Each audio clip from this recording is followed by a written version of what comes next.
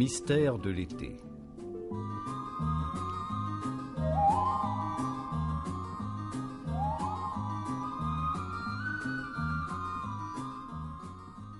Pierre Billard a choisi pour vous ce soir Sinistre Alibi, un film radiophonique de Louis Rognoni.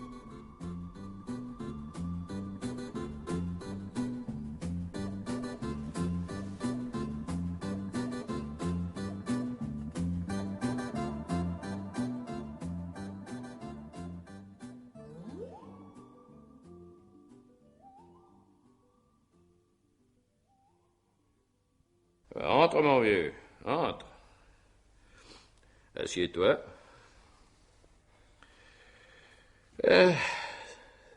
Ça me fait plaisir de te voir. Ne fatigue pas. Ça fait 8 jours que je te guette. Si je ne t'avais pas coincé dans le couloir, ta secrétaire m'aurait dit une fois de plus que tu étais en conférence.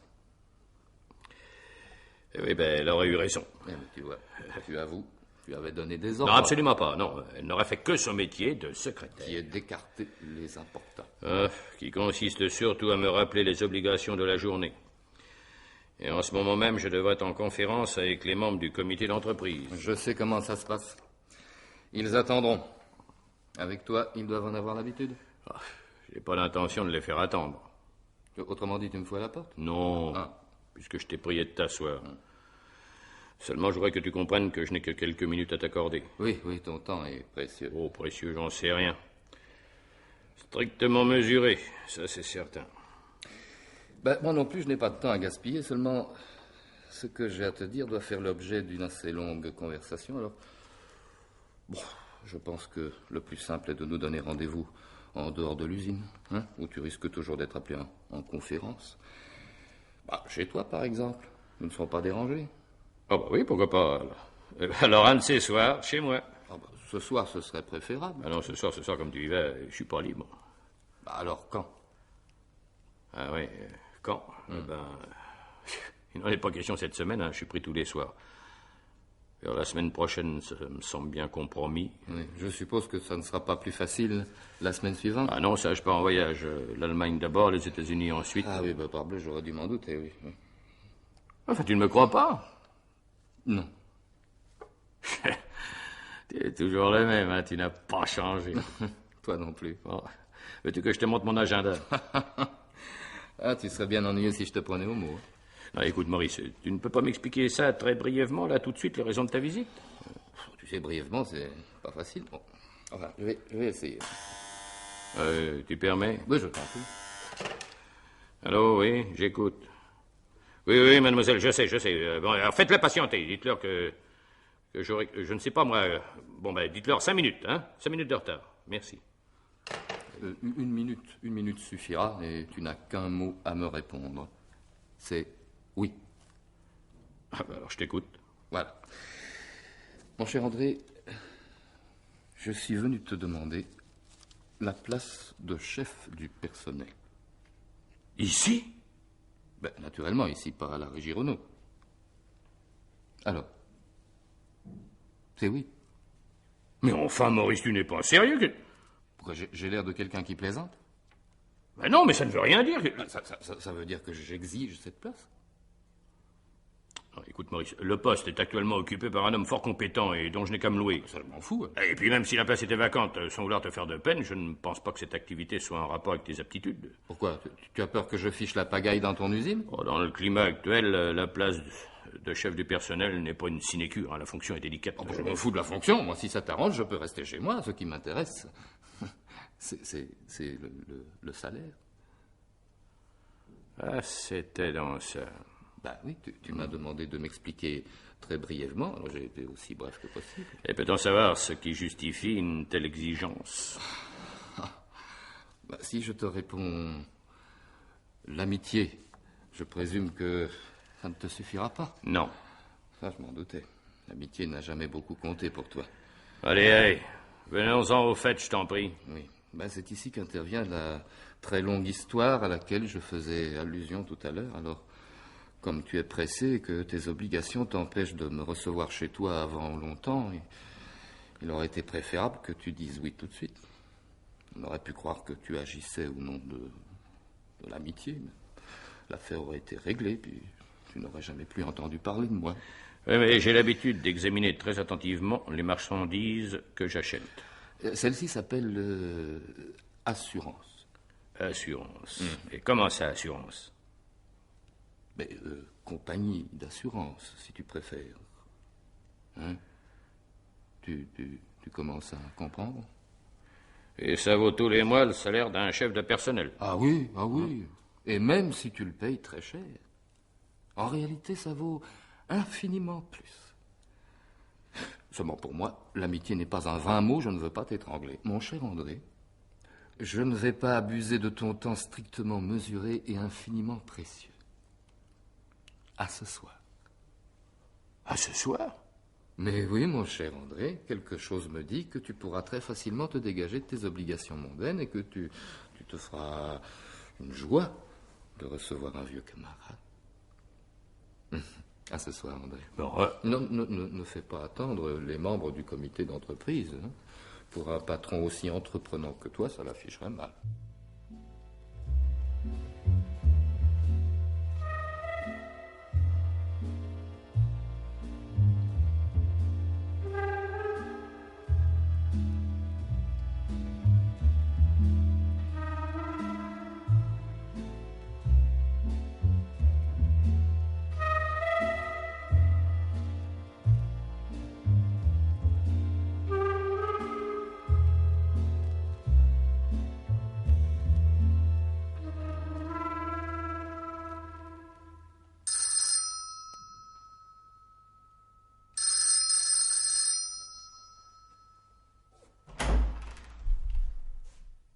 c'est toi? Ah ben, je ne t'attendais plus, j'allais partir.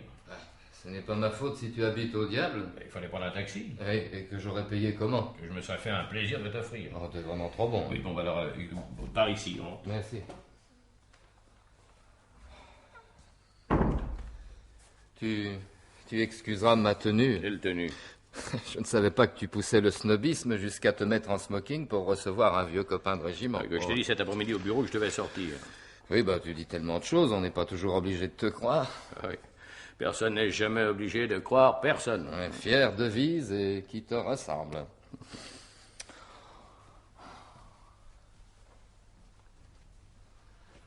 Oh, dis donc. C'est pas mal chez toi, hein? Pas mal du tout, même. Très flatté que ce soit à ton goût. Bon, tu sais bien que je n'ai aucun goût, tu me l'as dit assez souvent. Les meubles, les bibelots, les tableaux, tout ça, ça me laisse parfaitement indifférent. Seulement, il n'y a pas besoin d'être connaisseur pour voir qu'il y en a pour du pognon. Hein. Un drôle de pognon, dis donc. Oh, pardon. Ouais, c'est évidemment la seule chose capable de t'impressionner. Oh, tu sais, hein. Je suis pas plus con qu'un autre. Je pourrais très bien me planter devant ton tableau avec tous ces grands machins de toutes les couleurs, prendre l'air inspiré et murmurer intéressant, ça vachement intéressant. Bon, mais dis donc, je sais me conduire dans le monde. J'ai déjà assisté à des vernissages, mais ça te ferait marrer. Alors, je préfère dire, il y en a pour du pognon. Plus c'est tarte, plus ça vaut du pognon. Écoute, tu as parfaitement le droit de ne pas apprécier cette peinture. Elle n'est pas à la portée de tout le monde. C'est pas une raison pour dire que c'est tarte. Quand je n'apprécie pas, je dis que c'est tarte. Et tu ne me feras pas dire autre chose. J'espère que tu es assuré comme il faut pour toutes ces babioles. Ça serait vraiment dommage de voir flamber tout ce beau pognon dans un incendie. Hein? Et non, déjà cet après-midi, tu as parlé de l'assurance, je crois. Oui. Vraiment, tu es merveilleusement installé. Aucun rapport avec ton ancien appartement. Je ne vois pas pourquoi j'aurais changé pour plus mal.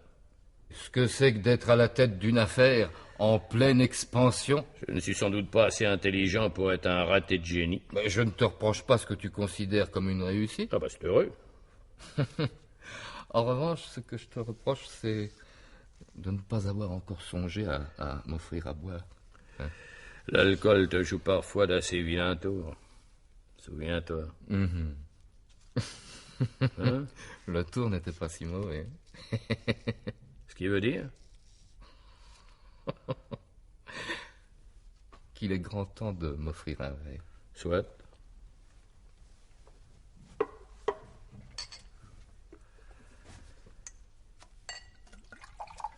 Tiens.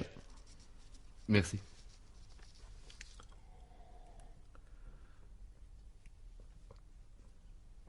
Tu ne bois pas avec moi? Non. Ah bon, comme tu voudras.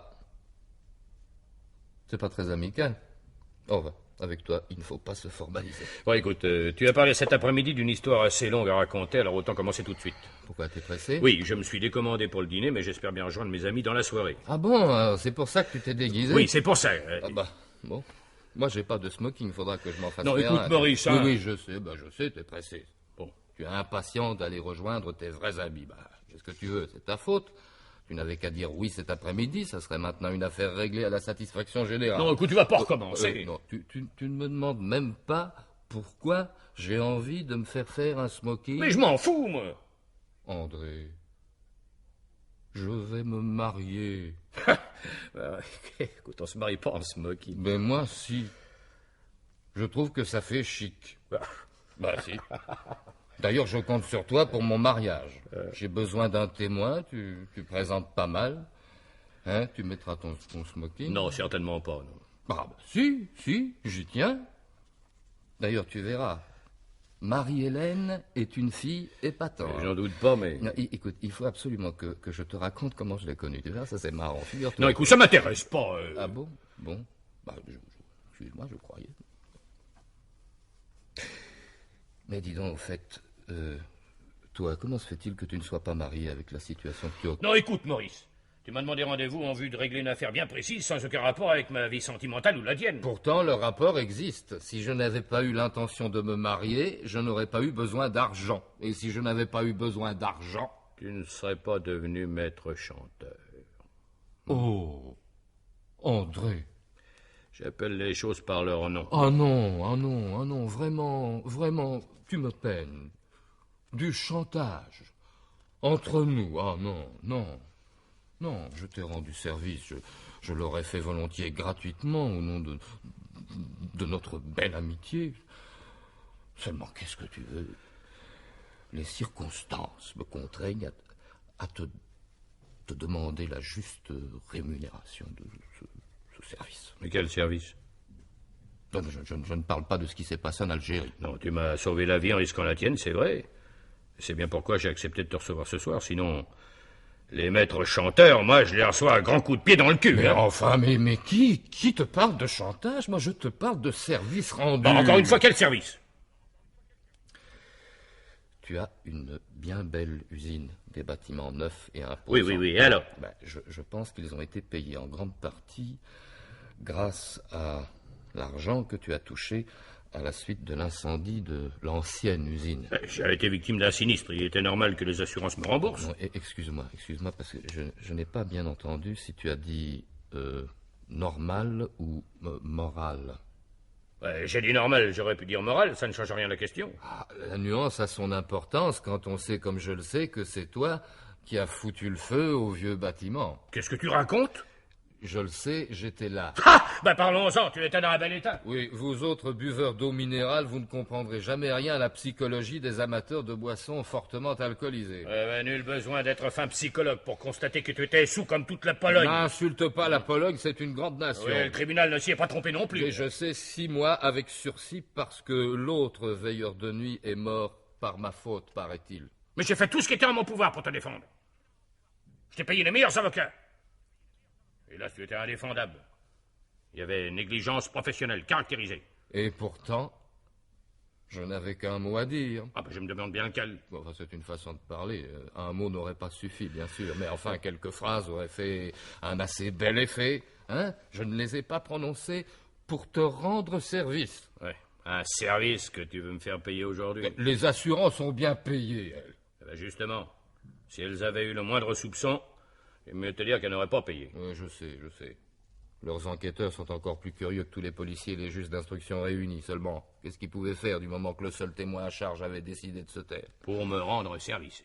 Mais naturellement, puisque c'est toi qui as foutu le feu à l'usine. Je t'ai vu comme je te vois en ce moment. Mon pauvre Maurice.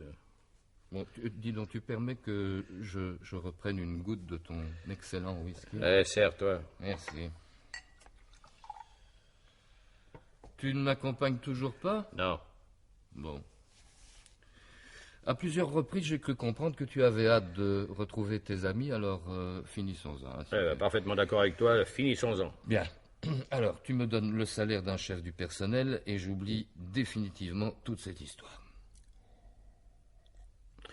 Vois-tu, je reconnais que j'ai été très injuste avec toi tout à l'heure quand je t'ai traité de maître chanteur. Oui, pour acheter le silence de quelqu'un. Hein. Encore faut-il que ce quelqu'un ait quelque chose à dire. Quelque chose à dire? Mais puisque je te dis que je t'ai vu, ça ne te suffit pas? Non. Ah bon? Tu veux des détails? Oui. Très bien. Après tout, tu en veux pour ton argent. Ou plutôt pour celui des actionnaires. Quoi de plus logique? N'est-ce pas? Sacré whisky. Sacré whisky. Mais quoi, tu en veux encore? Tu viens de te resservir. Non, non, non, ce n'est pas à ce whisky-là que je pensais, non. C'est à celui que tu tenais tant à me faire boire ce jour-là. Oh, écoutez, explique-toi plus clairement. Hein. Du temps de la vieille usine, tu m'avais déjà refusé la place de chef du personnel. Hein? Tu avais fait de moi le chef du service de protection et d'incendie. Un titre bien ronflant pour l'humble emploi de veilleur de nuit qui était le mien. À cette époque, tu me reprochais une trop grande familiarité avec les ouvriers et contremaîtres. Tu me reprochais surtout de fréquenter trop assidûment les bistrots du coin. Si jamais tu te saoules dans le service, je te vire. C'est bien comme ça que tu disais. Oui. Et d'ailleurs, tu t'es saoulé, je t'ai viré. Non, André, non.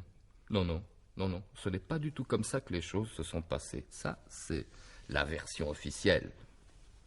Celle que je n'ai pas démentie devant le tribunal. Justement pour te rendre service. Tu peux l'alcool à 10 mètres. Écoute, laisse-moi t'expliquer. Ouais, bien volontiers. Je suis curieux d'apprendre comment tu as pu être la victime d'une erreur judiciaire. Eh bien, alors laisse-moi t'expliquer. En ce temps-là, ta hantise était que je boive un petit coup de trop, et que le soir, en faisant ma ronde, je balance un mégot dans l'un de tes entrepôts, des hydrocarbures, des matières plastiques, c'était plein de trucs qui brûlent plutôt facilement. La preuve. Or, ce jour-là, toi qui n'y allais jamais, tu vas au tabac. J'y étais, naturellement. Et qu'est-ce que tu fais? Je t'offre un verre. Entre copains de régiment, c'est normal, non? Non, pas avec toi, André. Un verre passe encore, mais tu as remis ça. Plusieurs fois. Et puis, le soir, au moment de quitter l'usine, tu m'as fait appeler dans ton bureau. Et tu m'as donné une grande bouteille de whisky. En me recommandant de ne pas en abuser. Ça, je le reconnais. Et alors? C'était un crime? Oh. J'ai jugé que j'avais été un peu dur avec toi les derniers temps. Les souvenirs que nous avions évoqués le matin au tabac m'avermaient. Quand nous étions troufions dans les Aurès, nous étions de bons copains, alors cette bouteille était un cadeau de fin d'année, offerte par un fournisseur. Alors oui, je ne bois pas ou presque pas. J'ai voulu t'en faire profiter. Ah non, André, non. Non. Tu voulais que je me saoule. Que je l'ai voulu ou non, c'est ce que tu as fait. Eh ben non, justement. Hein? Tu ne peux pas comprendre parce que tu es un buveur d'eau minérale, un naïf buveur d'eau qui ne sait pas ce qui se passe dans la cervelle d'un amateur d'alcool.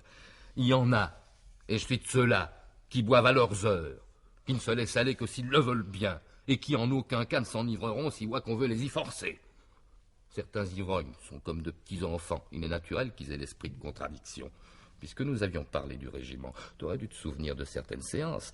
Je n'ai jamais roulé sous la table, simplement parce que j'avais compris à certains chuchotements que c'était ce qu'on attendait de moi. Tu aurais dû t'en souvenir avant de tenter sur moi une manœuvre aussi grossière. Tu prétends ne pas avoir bu ce jour-là? Rien. Pas ça. Mais la bouteille que je t'avais donnée? La bouteille? Soigneusement enfermée dans mon placard. Et cette nuit-là, André, jamais ton usine ne fut aussi bien gardée.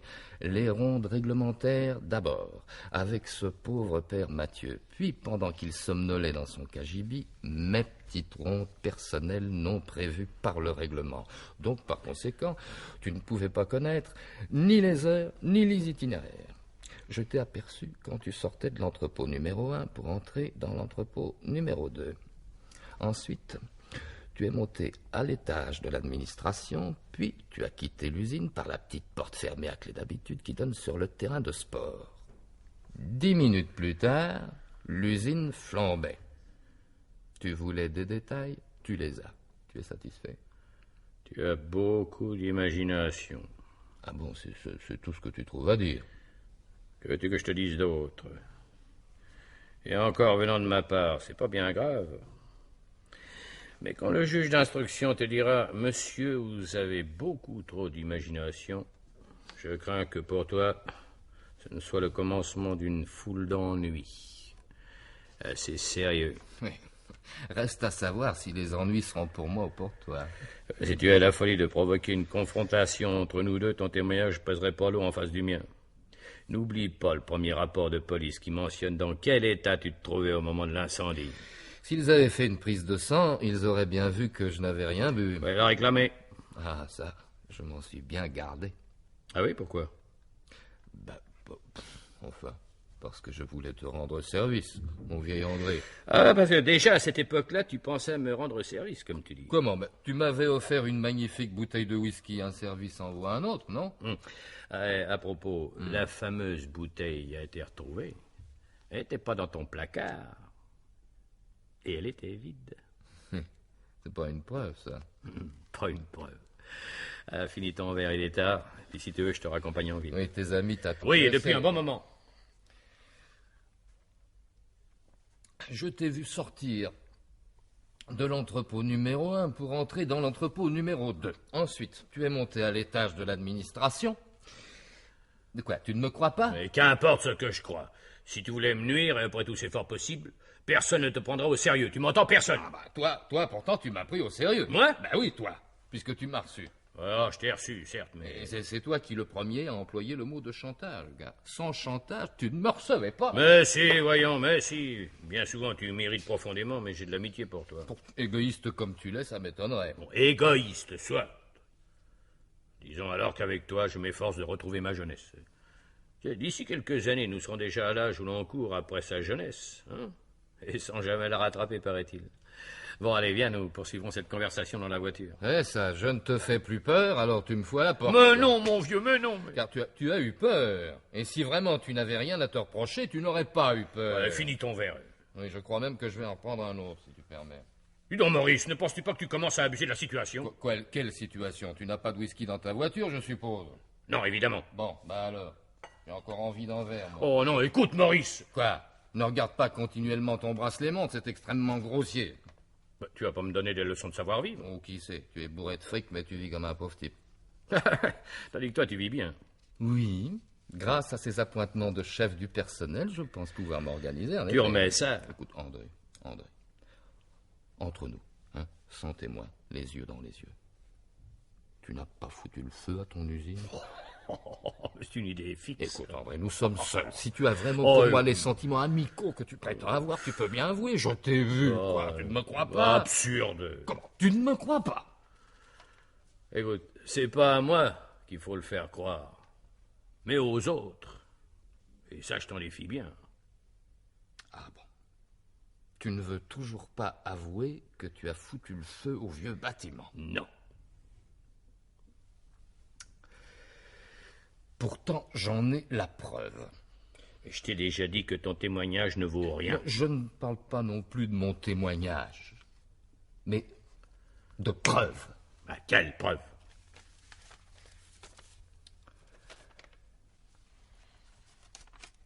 Ça. Ce sont des photocopies. Merci, je le vois bien. Oui. Je te signale que les originaux sont en lieu sûr. Comment as-tu trouvé ça?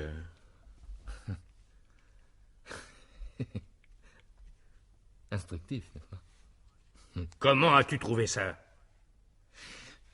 Tu ne veux vraiment pas boire avec moi? Je t'ai posé une question, réponds. Non, du calme. Avoue que mon savoir-vivre est bien supérieur au tien et que j'ai tout fait pour ne pas en arriver à cette pénible extrémité, avoue-le. Oui, c'est vrai, tu n'avoues jamais. Épargne-moi ton ironie, hein, je t'en prie. Comme si tu m'avais épargné la tienne tout à l'heure. Oh, au fait, s'il te plaît, au fait. Non, écoute, tu m'as toujours pris pour un con, mais ce jour-là, plus que d'habitude, et c'est ce qui t'a perdu. Dès la première tournée, je me méfiais, mais avec la bouteille de whisky, j'ai commencé à ouvrir l'œil. Et sérieusement. Je ne savais pas encore ce que tu avais l'intention de maquiller, mais j'étais persuadé que tu préparais quelque chose. Quoi? Je n'en savais évidemment rien. Une seule chose était certaine, ce soir-là, tu voulais que je sois hors circuit. D'abord, j'ai pensé que c'était simplement pour avoir la possibilité de me foutre à la porte, et puis, te connaissant comme je te connais, j'ai conclu que, les scrupules ne t'étouffant pas, tu n'avais pas besoin d'un prétexte pour le faire. Il devait y avoir autre chose. D'où l'idée des rondes supplémentaires. Bah oui, alors. C'est au cours de l'une de ces rondes que je t'ai aperçu sortant de l'entrepôt numéro 1 pour entrer dans l'entrepôt numéro 2. Oui, mais je sais, tu l'as déjà dit. Oui. À l'étage de l'administration, je t'ai vu ouvrir le coffre-fort. S'il était resté fermé, il aurait résisté à l'incendie et on l'aurait retrouvé toutes les pièces comptables. Tu n'y tenais pas tellement, n'est-ce pas? Et ensuite? Ensuite, j'ai continué à te suivre. Je t'ai vu sortir de l'usine par la petite porte habituellement fermée à clé, que tu as soigneusement refermée d'ailleurs. Quand j'ai vu s'élever les premières flammes, au lieu de donner l'alerte et d'aller voir ce que devenait ce malheureux père Mathieu, je suis remonté dans la pièce du coffre. Ce coffre dont tu étais le seul à posséder la clé. Alors, j'ai sauvé quelques-uns de ces papiers dont tu as les photocopies entre les mains. Je n'ai pas attendu que tu m'en fasses la remarque, mais j'ai toujours su que mon témoignage contre le tien ne vaudrait pas grand-chose. Il me fallait des preuves de ton passage. Alors, il me semble que celles-là ne sont pas mauvaises. Qu'est-ce que tu en penses? Tu ne dis rien? Bon. Après avoir mis ces papiers en sûreté pour être bien certain qu'ils ne brûleraient pas, je me suis apprêté à jouer le rôle que tu aurais voulu que je joue cette nuit-là. J'ai pris dans mon placard la bouteille de whisky que tu m'avais offerte. Je te remercie. J'en ai bu un verre, un seul. J'avais besoin de me remettre de mes émotions, naturellement. Près du coffre, j'avais failli être asphyxié par la fumée. J'ai répandu une partie du liquide sur mes vêtements, j'ai jeté le reste dans le lavabo. Dommage. C'était de la très très bonne camelote, te félicite.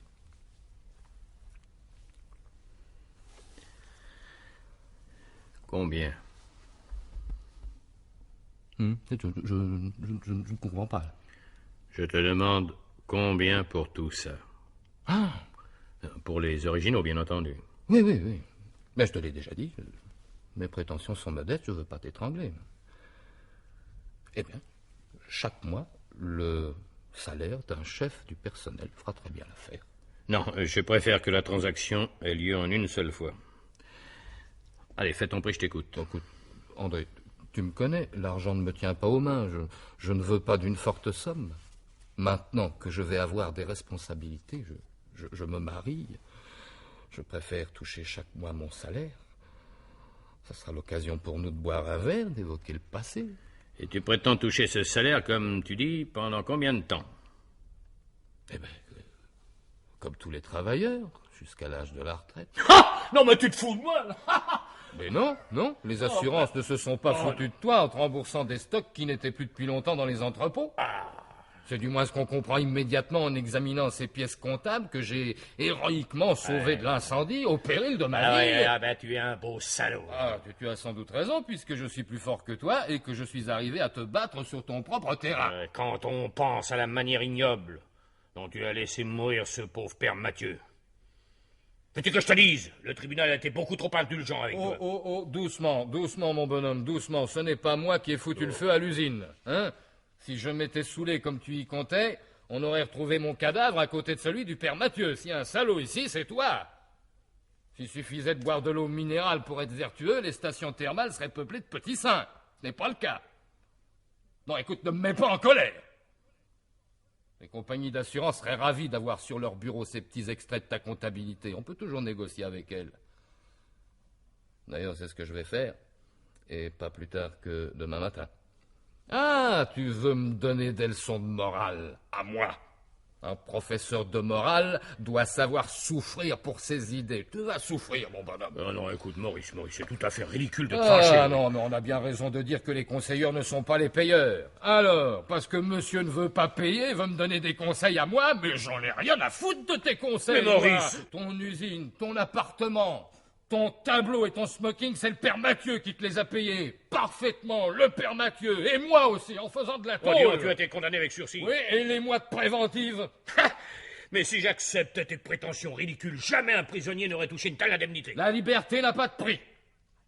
Ah, tu te crois le plus fort. Oui. Eh ben, puisque tu es le plus fort, hein. Parle, dis-moi ce que tu veux. Je te l'ai déjà dit 20 fois. La place de chef du personnel. Pourquoi est-ce que tu reviens toujours là-dessus? Tu t'imagines qu'un patron d'aujourd'hui est un dictateur absolu, hein, et qui n'a de compte à rendre à personne. Bon, écoute, garde ce genre de discours pour les réunions syndicales. Il y a dans ton conseil d'administration au moins 4 membres dont l'incapacité est notoire et s'étend aux domaines les plus variés. Ils touchent des jetons de présence comme les autres. Je te demande pas de faire partie du conseil d'administration, moi, je te demande un humble emploi de salarié. Ah, tu me diras que pour être salarié, il faut travailler. Eh ben, tu innoveras. Et si le titre de chef du personnel semble tant te chiffonner, donne-moi un autre. Conseiller technique, par exemple. Oui, c'est pas tant, conseiller technique. Ça ne veut strictement rien dire, ça n'engage à rien. Conseiller technique, c'est parfait. Du moment qu'on ne spécifie pas de quelle technique il s'agit, là va. Ouais, peu importe le titre. Après ce qui s'est passé, je ne pense pas qu'il soit très astucieux de te faire figurer sur une feuille de paye. Ah, mais si, c'est très astucieux, au contraire, et j'y tiens. Ah, mais alors, ça sera comme une reconnaissance de dette. Ah, ben tiens, je veux que tu sois bouillé, tu comprends? Oh, mais dis donc, je me méfie de toi, moi je sais ce dont tu es capable.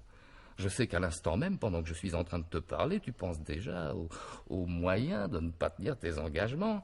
Hein? Les originaux de ces photocopies sont dans le coffre d'une banque suisse. Ne t'inquiète pas, ils y resteront. Ah, mais non. Ah, mais non, du moment que je paye, j'y ai droit. Non, André, non. Ces documents constituent ma seule garantie. Et dans 20 ans, dans 20 ans, quand il y aura prescription, qui n'auront plus aucune valeur, j'aurai 20 ans d'ancienneté dans ta société. Plus question de me fiche à la porte sans des indemnités très substantielles. Je m'excuse, mais avec toi, il faut prendre toutes ces précautions. Je te connais mieux que tu ne crois. De nous deux, s'il y a un voyou, malgré les apparences, ça n'est pas moi. C'est toi. Bon, à présent que voici l'affaire réglée, tu peux aller rejoindre tes amis. Je t'accompagne en ville. Oh non, certainement pas. Pourquoi? Je me méfie. Vraiment, tu es idiot. Idiot? Oui. Idiot peut-être. Mais enfin, prudent.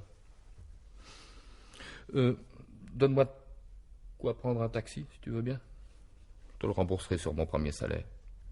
Ou plutôt non. Je te ferai une note de frais.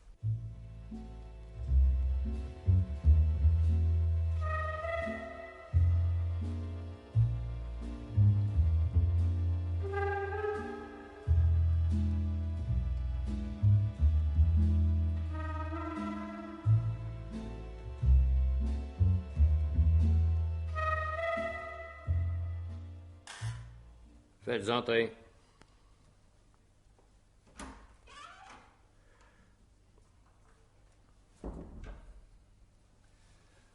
Ta secrétaire m'a dit que tu voulais me voir. Oui, Maurice. Assieds-toi. Merci. Quelque chose qui ne va pas, André? Oh non, bien au contraire. Je tenais à te féliciter personnellement pour les remarquables résultats que tu as obtenus. Oh, merci. J'ai fait de mon mieux. Et je t'avoue qu'il y a 6 mois, quand tu m'as demandé à travailler... Oui, ça, c'est Marie-Hélène qui en avait eu l'idée. Eh ben, je t'avoue que j'étais sceptique. Hein? Mais comme d'autre part, il y avait du tirage avec l'un de mes administrateurs à propos de tes émoluments de conseiller technique, j'ai tenté l'expérience. Tu t'en es sorti merveilleusement. Le travail avait été bien préparé par les services d'ordre. Je sais, mais une maladresse pouvait tout compromettre, et j'étais prêt à intervenir. Mais je n'en ai pas eu l'occasion. Tu as enlevé le marché comme un vieux professionnel. Ce n'est pas au moment où tu me fais des compliments qu'il convient de t'adresser des reproches, mais enfin, reconnais que je t'ai toujours dit que tu avais tort de me prendre pour un con. Tu n'avais jamais rien fait non plus pour que je change d'opinion. Tu sais, ce n'est pas en occupant un poste de veilleur de nuit qu'on peut faire la démonstration de ses Oui, capacités. ça va. Allez, écoute, cette démonstration, tu l'as faite, hein? Et avec quel brio. Merci. On dirait que tu oublies certaines initiatives qui t'ont permis d'accéder au rang de conseiller technique, hein? Ah, oui, mais je les oublie volontairement, par délicatesse. Bah oui, je t'ai promis de ne plus jamais t'en parler. Ça aussi, ça faisait partie de nos conventions. Hein. Et, tu as dit à l'instant que c'était Marie-Hélène qui t'avait suggéré de me demander le travail? Oui, c'est exact, oui. Pourquoi? Parce que tu revenais tous les mois à la maison avec tes honoraires de conseiller technique. Hein? Pourquoi? Ah, tu vas rien. Oh, je ne demande pas mieux.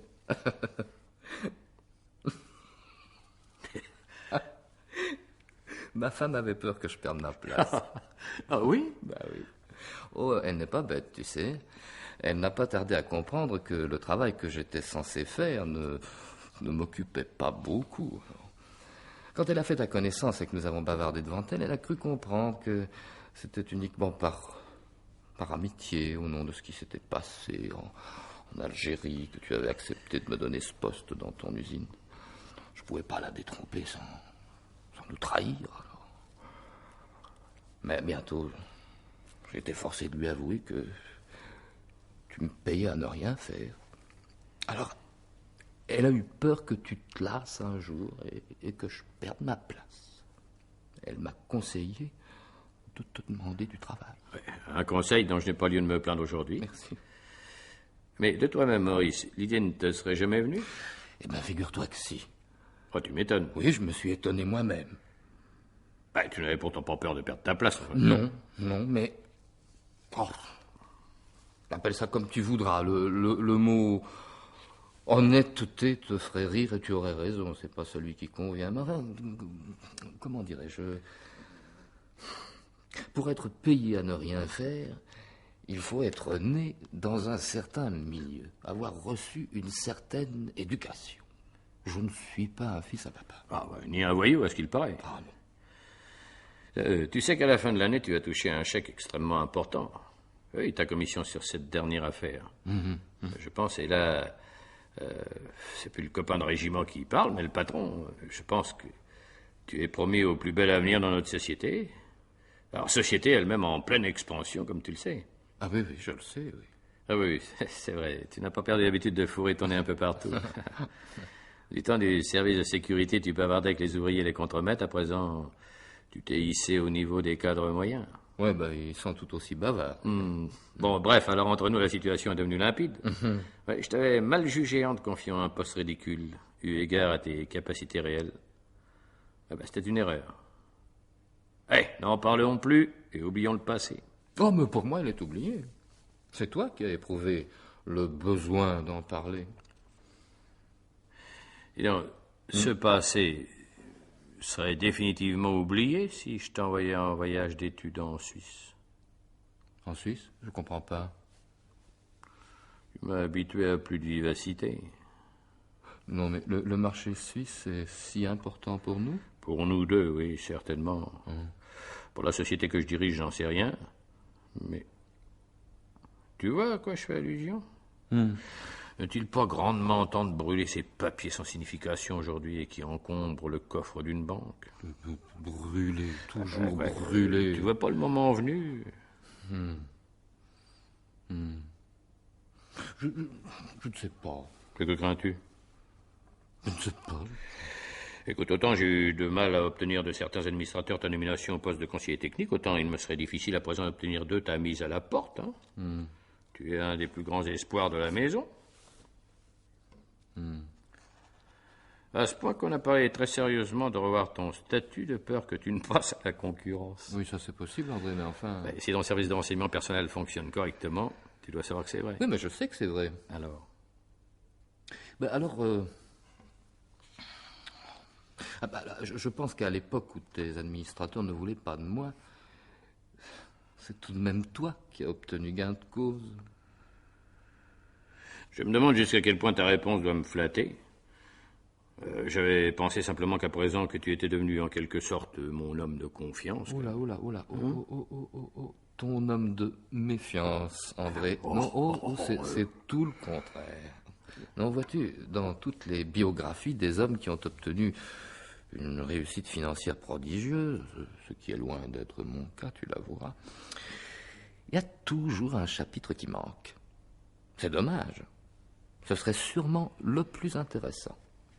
C'est le chapitre qui expliquerait comment le vendeur de journaux ou le veilleur de nuit a pu obtenir la première somme modeste qui lui a permis de démarrer. Après, tout s'enchaîne avec une logique rigoureuse. Mais à cet endroit, il y a toujours une zone d'ombre. Crois-moi, laissons dormir notre secret au fond d'un coffre d'une banque suisse. C'est là que les secrets sont les mieux protégés. Ouais, comme tu voudras, Maurice, comme tu voudras. Voilà. Ça ne t'empêchera évidemment pas de venir dîner ce soir à la maison comme convenu. Marie-Hélène t'attend. Je viendrai. Et avec ceci. Là, j'espère que tu ne verras aucune allusion déplaisante au fait que j'apporte cette bouteille de whisky. Un cadeau de fin d'année. Ah non. Maintenant, je bois en gentleman. C'est-à-dire? C'est-à-dire que plus personne n'ose faire la moindre remarque.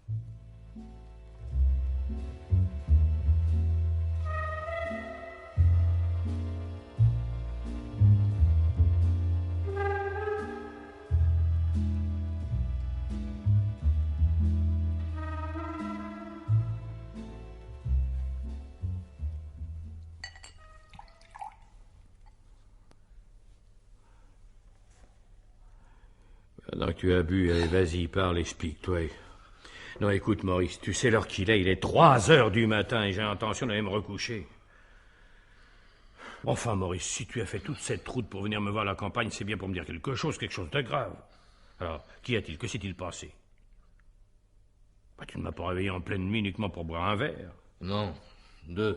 Ce que tu peux être irritant. Toi aussi. Oh, très bien. Puisque tu as décidé de ne rien dire, je monte me recoucher. Tu sais où est la chambre d'amis, tu te débrouilleras. Non, reste. Enfin, Maurice, faudrait savoir. As-tu, oui ou non, quelque chose d'extrêmement grave à me dire? Oui. C'est même tellement grave que je ne sais pas par où commencer.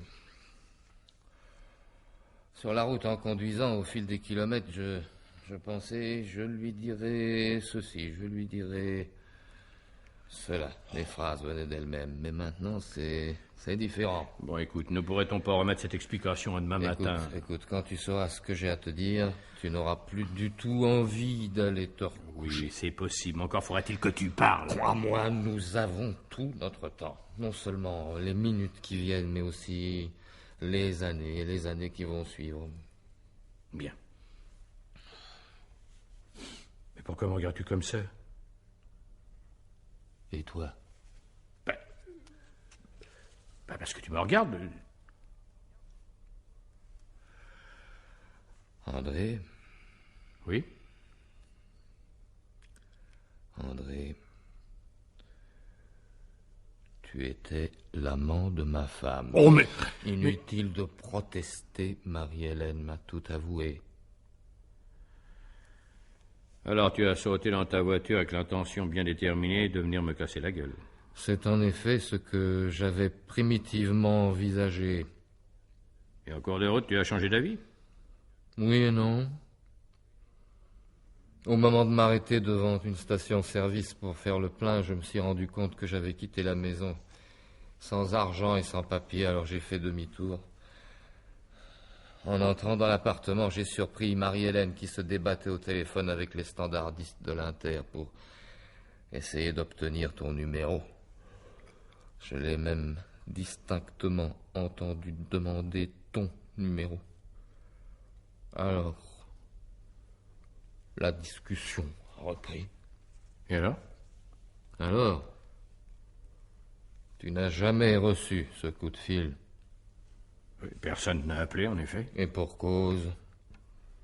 Marie-Hélène est morte. Quoi? Ouais, je l'ai tuée.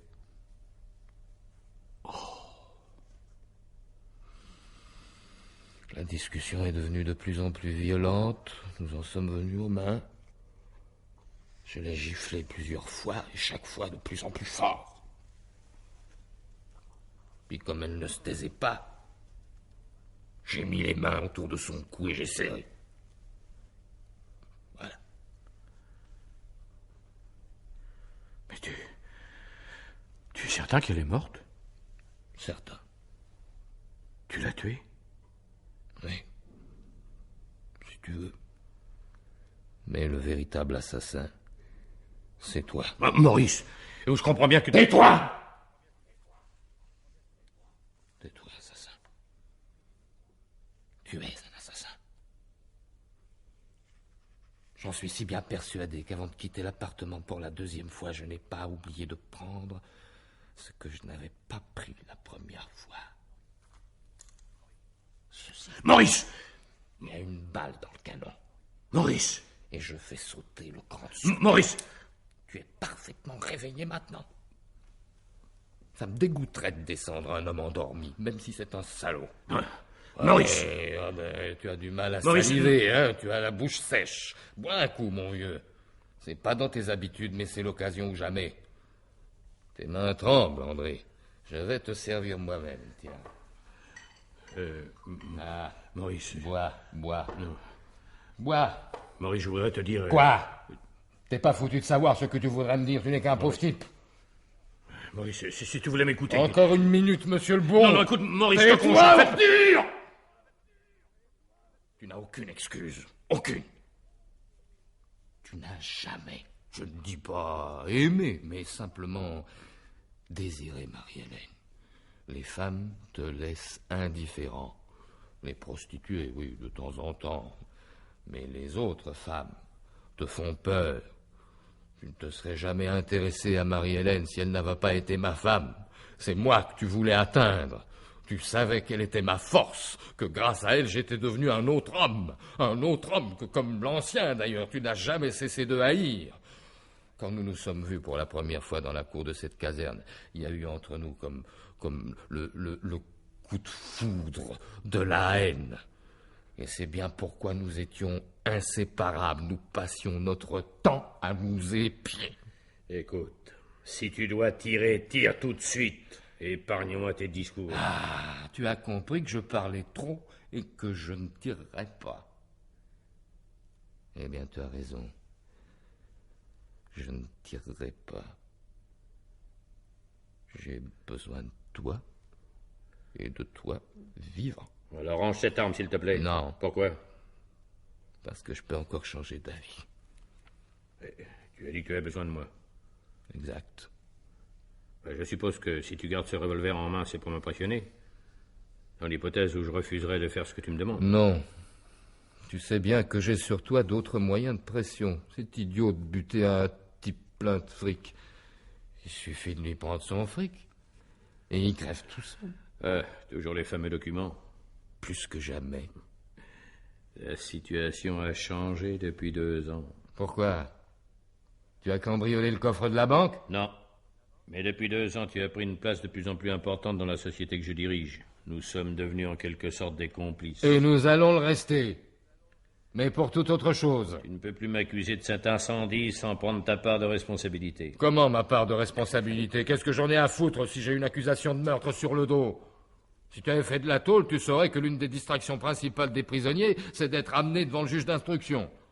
Là, pour le genre de révélation que j'aurai à faire, ça nécessitera plusieurs interrogatoires, confrontations et transferts. Enfin bref, de quoi me distraire une fois condamné, si tu as la bêtise de me laisser condamner. Écoute, si les choses se sont vraiment passées comme tu l'as raconté, et que tu te constitues prisonnier le plus rapidement possible, tu as de fortes chances de t'en tirer au bénéfice du meurtre passionnel. Oh, bah vraiment, alors là, toi, tu es extraordinaire, alors. Je tiens un revolver braqué sur toi. Si je ne tire pas, je te menace avec certitude de la ruine la plus totale. Et c'est toi qui plastronnes? C'est toi qui prends des décisions qui me fous à la porte, ma parole. Mais je ne fais rien de tout ça, je te donne simplement un conseil de bon sens. Tu n'as pas à me donner de conseils.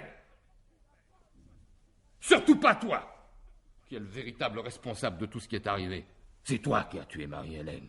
C'est toi, le véritable meurtrier, alors je t'en prie, hein, garde-moi tes conseils. Ah, je reconnais tout ce que ma position est délicate. Mais le conseil n'en reste pas moins valable, même si c'est moi qui ai eu la maladresse de te le donner. Non. J'ai beaucoup réfléchi pendant ce voyage en voiture.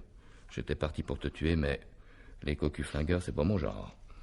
Grâce à ces documents que j'ai eu la sagesse de ne jamais te rendre, tu feras exactement ce que je te dirai de faire. Qu'attends-tu de moi? Oh, non pas que tu prononces quelques phrases à propos de la mort de Marie-Hélène. Hein, si tu avais dû le faire, tu l'aurais déjà fait. Écoute, Maurice, dans les circonstances présentes... Quand on est vraiment bouleversé, on se fout des convenances. Je n'ai pas à te faire part des sentiments que j'éprouve. Inutile, je les connais. Les habitudes de la maison n'ont pas changé. Comment ça? Tu n'as pas de domestique. Hein? Juste une femme du pays qui fait ton ménage, prépare ton déjeuner et s'en va en fin d'après-midi. Oui. Et le soir, tu vas dîner à l'auberge. Pas ce soir. Où étais-tu? Ici, à la maison, j'ai mangé des sandwichs. Ah, parfait. Parfait, ça me permettra d'arriver encore plus tôt. Et de partager tes sandwichs tout en discutant travail. Hein? Alors à partir de maintenant, mets-toi bien ça dans la tête. Je suis arrivé ici à l'heure du dîner, j'ai travaillé avec toi. Avec le temps pour faire la route, comme alibi, c'est absolument parfait.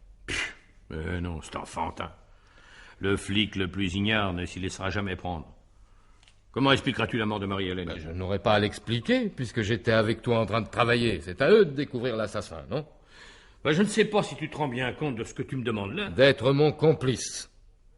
Est-ce que nous ne le sommes pas depuis toujours? Ah, quand même. L'heure du dîner. Pas bien compliqué. Si tu donnes plus de précision, nous risquons de nous contredire, et un alibi trop rigoureusement minuté, ça ne fait pas sérieux.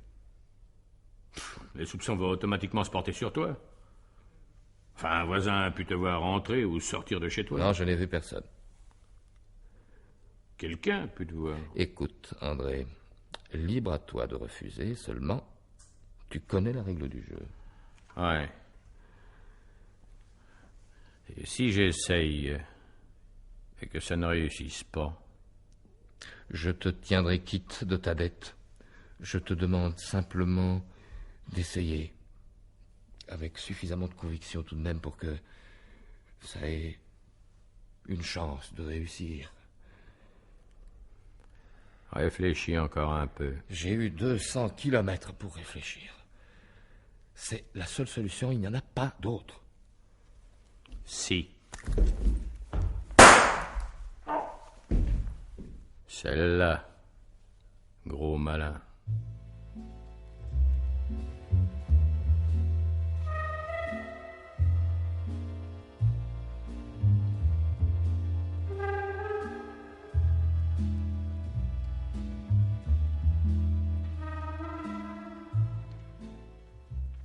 Résumons-nous, monsieur. Le suicide de votre collaborateur et ami ne vous a jamais surpris? Sur le moment, si. Évidemment, ensuite, quand j'ai appris ce qui s'était passé, j'ai compris. Qu'avez-vous compris? Ce que tout le monde avait compris, monsieur le commissaire, que Maurice s'était fait justice. Et si tout le monde se trompait? Que voulez-vous dire? Pendant des siècles, le soleil a tourné autour de la Terre, c'était l'avis de tout le monde, et pourtant tout le monde se trompait. Vous voulez dire que Maurice ne se serait pas suicidé? Non, je ne dis rien de tel. Pour une fois que tous les experts sont tombés d'accord, je sais, il est de bon ton de se gausser des experts. À mon avis, ce n'est pas une raison pour leur préférer systématiquement l'opinion des gens qui n'y connaissent rien. Alors je ne comprends pas. On a rapproché un peu hâtivement deux événements qui sont peut-être sans aucun rapport l'un avec l'autre. La mort de la jeune femme et le suicide du mari. Oui, mais enfin, la coïncidence est tout de même troublante. Raison de plus pour ne pas se laisser troubler et garder la tête froide.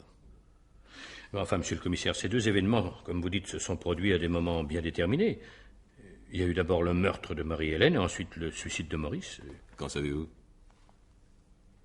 Moi, rien, évidemment, mais il me semble que les médecins légistes... Oh, cher monsieur, Il n'y a que dans les romans policiers parus vers les années 1925 que l'auteur pouvait affirmer sans rire que la marquise douairière avait été strangulée à 23h59 selon le rapport du médecin légiste.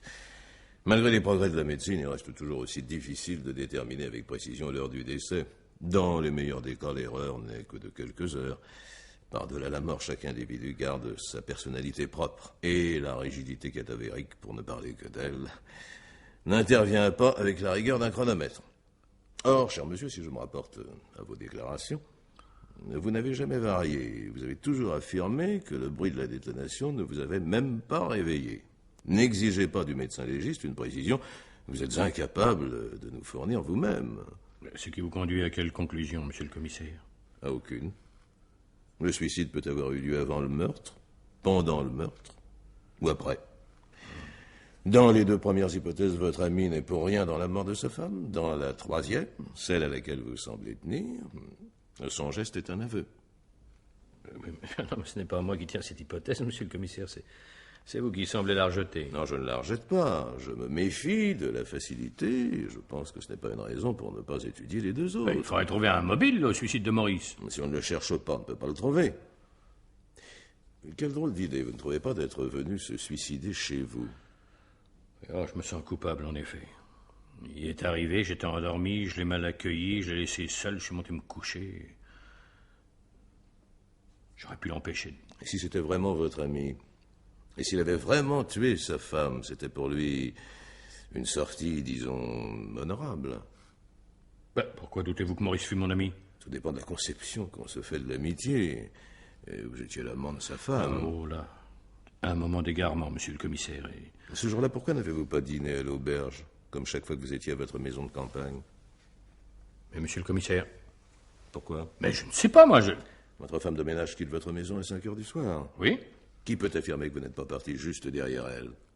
Enfin, monsieur le commissaire, comment Maurice est arrivé? Votre ami Maurice est mort. Il ne peut pas vous contredire. Non, je l'imagine très bien, arrivant et trouvant la maison vide. Il était venu parce qu'il vous cherchait tous les deux. Il était fou de jalousie. Il vous a attendu une partie de la nuit. Il a bu. Plus qu'il n'aurait fallu. Ça lui arrivait. Nous sommes renseignés. Il a continué à vous attendre. Peut-être avait-il apporté son revolver pour vous menacer tous les deux.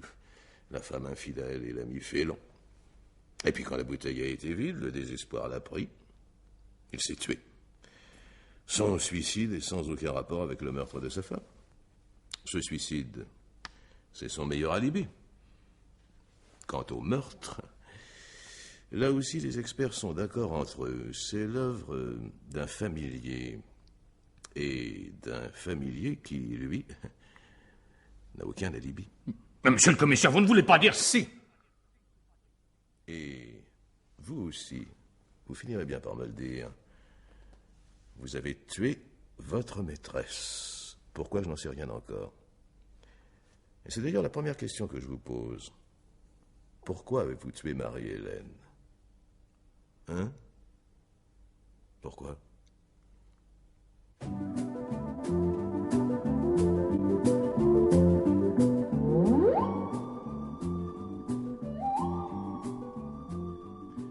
Pierre Billard vous a présenté ce soir Sinistre Alibi, un film radiophonique de Louis Rognoni, avec Daniel Ivernel, Jean-Pierre Lituac et Pierre Michael. Chef opérateur du son Madeleine Sola, bruitage Jean-Jacques Noël, assistante Suzanne David, réalisation Pierre Billard.